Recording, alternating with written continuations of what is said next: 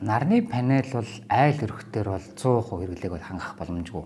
Хэмнэл хийх боломж байдаг. Хэрвээ халаалтаа цахилгаанаар шийдээгүй айл байх юм бол 40, 50, 60% нарнаас шийдээд бусд хэрэглээг бол мөнгөний төлөө явуулах боломжтой. Хэрвээ халаалтаа цахилгаанаар шийдсэн айл байх юм бол нэг 10-аас 20% нарнаас шийдэх боломж байдаг байхгүй.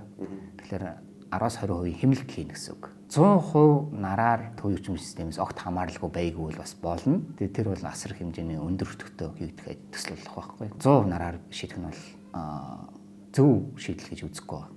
Буруу шийдэл. Тэр бол үнэтэй шийдэл байхгүй.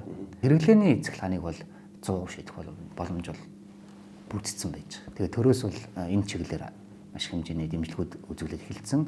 Ялангуяа саяхан баталсан зохицуулах хорооны тогтоолоор болохоор эрчим хүчээ нарны дээвэр тавиад хэмнэлт хийж байгаа айл өрх илүү орсон эрчим хүчээ 285 төгрөгөөр сүлжээнд буцааж зарах боломжтой болсон.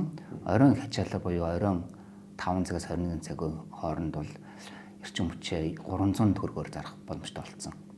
За мөн шинжилгэн батлагдсан сая нэг журам дээр юу заасан юм гэхээр өөрийнхөө хэрэглэг тодорхой хувийн нарны дээврээр хэмнэлт хийгээд ажиллаж байгаа айл өрх байх юм бол тэр айлын тогны тарифыг бол хямдханаар бодох эсрэг эрчим хүчний тарифаас нь хасаад 23 төгрөгөөр хямдхан тарифаар тог нь бодогддог болсон байна.